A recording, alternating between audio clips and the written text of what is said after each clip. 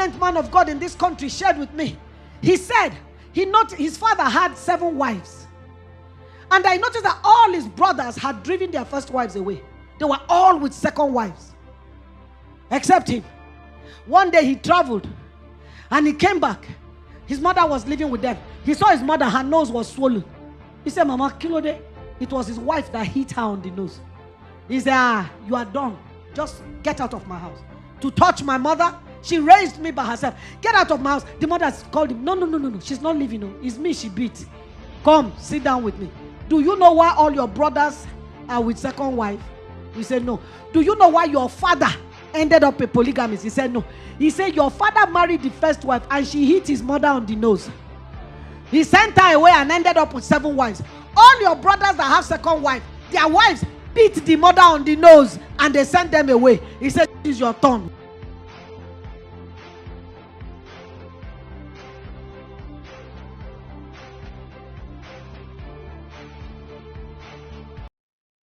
Every generation, hypertension, adultery, separation, lying.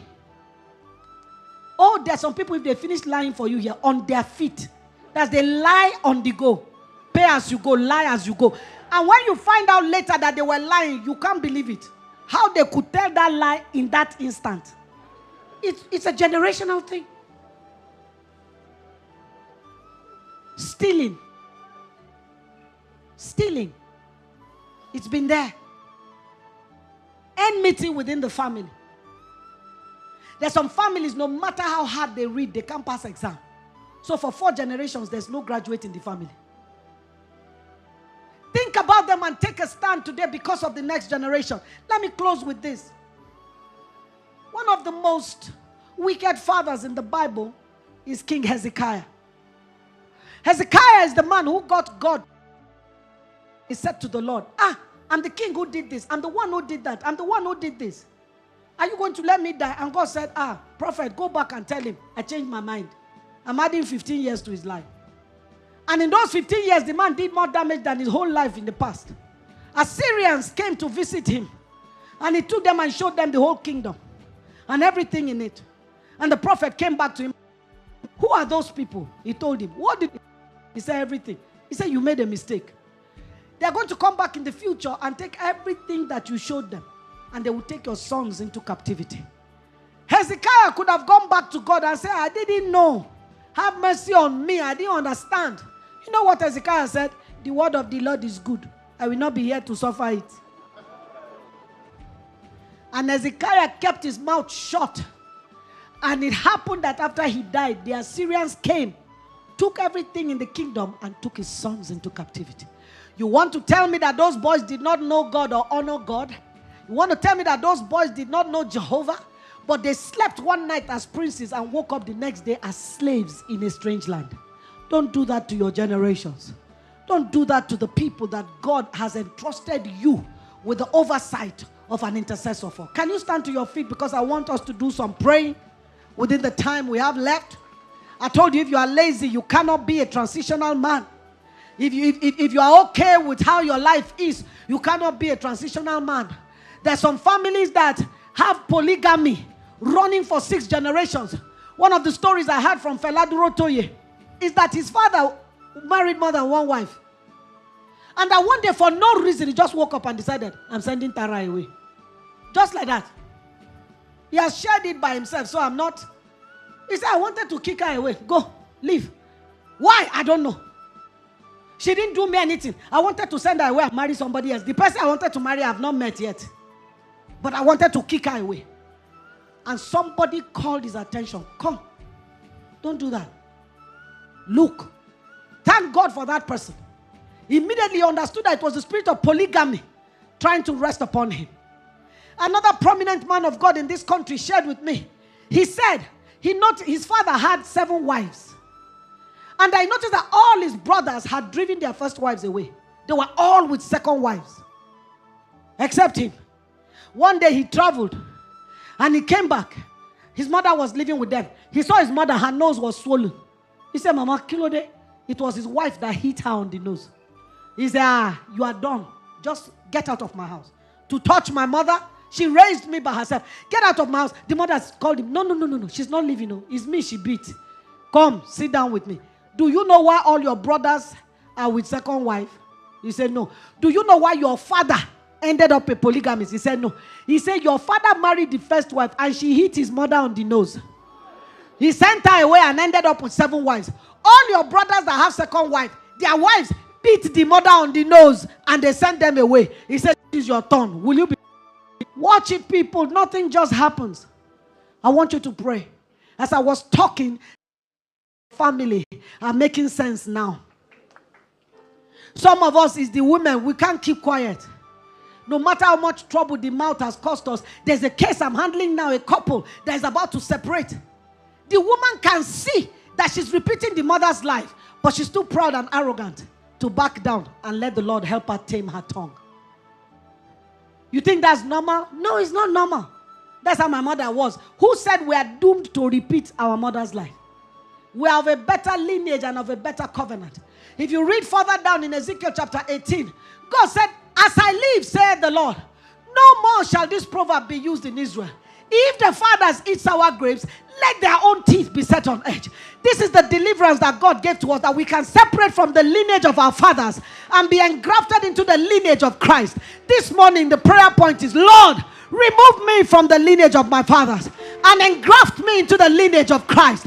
Whatever was eating up my father's house, today is the end of it in my own life. And I put this nonsense, I put a stop to this madness. I take a stand. I am the transitional man. I am standing in the gap. I'm ready to pay the price. I'm ready to take responsibility. Whatever it takes, this thing stops with me. This thing ends with me. This thing stops right here. I refuse the enemy to have his way in my family like in the past. I refuse the enemy from taking charge of my family. I take a stand. I make decrees. I fight the warfare. I stand in the name of the Lord. I come in the name of the Lord. Barrenness, serial adultery, separation, fornication. Break down those altars. Pull down those altars. He said to us in the book of Isaiah, this day I give you power to root out, to pull out and to destroy. And then he gave us the power to rebuild, to build back up, pull down those.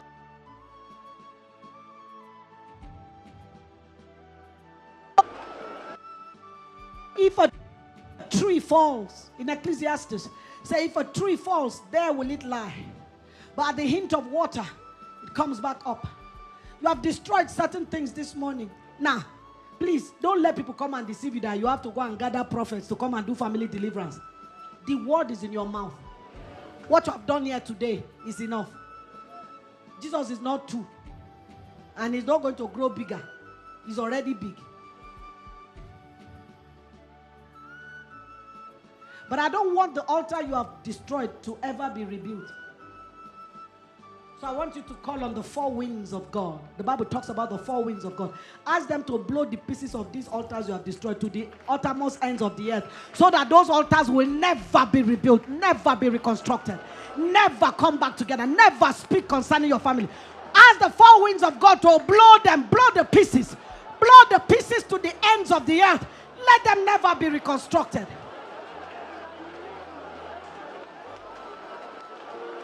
Never. God is the sacrifice that speaks eternally and is higher than any sacrifice. So tell God, every time Satan comes to raise the token that represents my family, let the blood answer. I need the blood of Jesus. Let it speak. Every time the enemy comes, let the blood speak. Let the blood speak. Let the blood speak. Let the blood speak. Let the blood speak.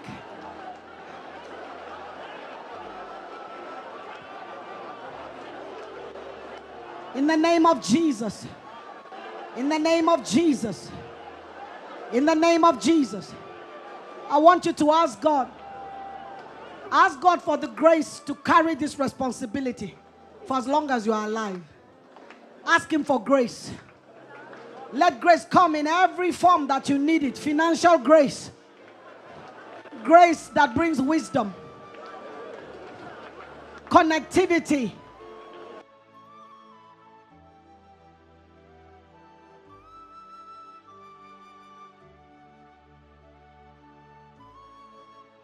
Direction. Grace. Ask Him for grace. Give me grace to do this. Grace to stand in the gap. Give me grace to rescue my family from generational patterns and generational curses. Give me the grace, Lord. In the name of Jesus. In the name of Jesus.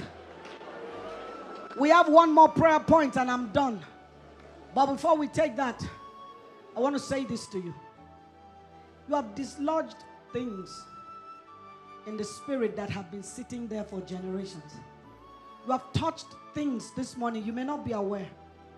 And so for some of you, you are going to hear strange stories from your family. Some things have given way today and you will hear strange things. 2, the people that refuse to line up with the decrees of today may have to be sacrificed. God said, I give men for your sake.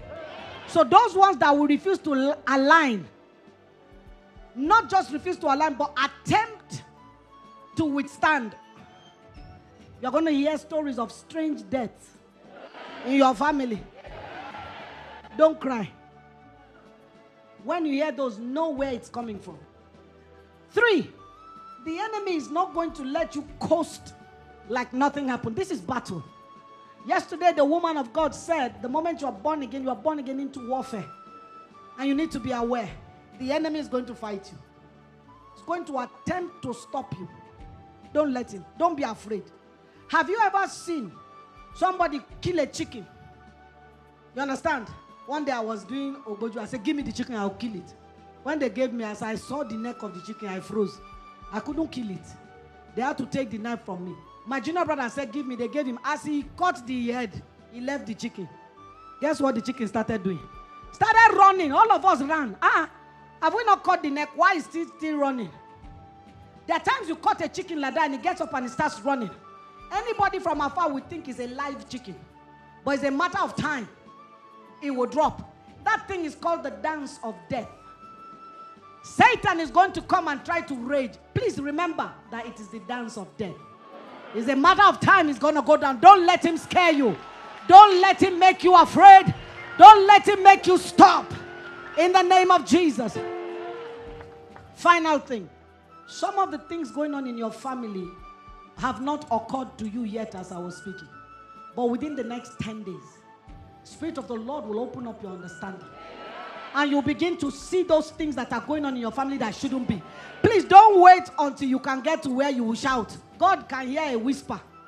If you are in the office and the Holy Spirit energizes your understanding, don't wait. If you wait, Satan will make you forget. Right there where you are sitting, just say it. Today, this altar, you go down and raise the altar of the blood of Jesus. That's enough.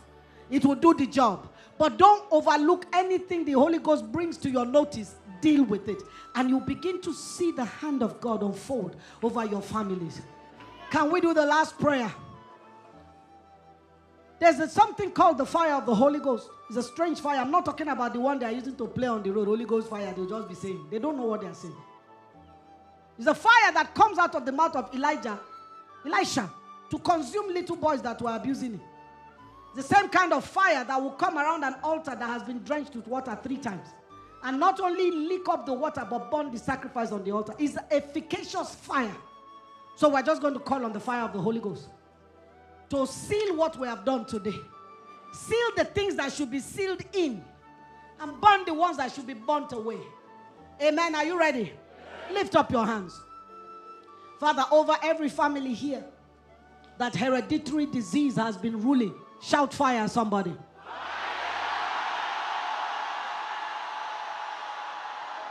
Over every family that there's been backwardness, educational backwardness, spiritual backwardness. Shout fire. Every family that marital instability has ruled in. Shout fire, somebody. Over every family that addiction has decimated, every form of addiction. Shout fire this afternoon. Every family that hereditary disease has crippled. Shout fire this morning. Every family that idol worship has kept spiritually in darkness. Shout fire for release. Shout fire for release. Every family that has been held captive by generational poverty. Shout fire.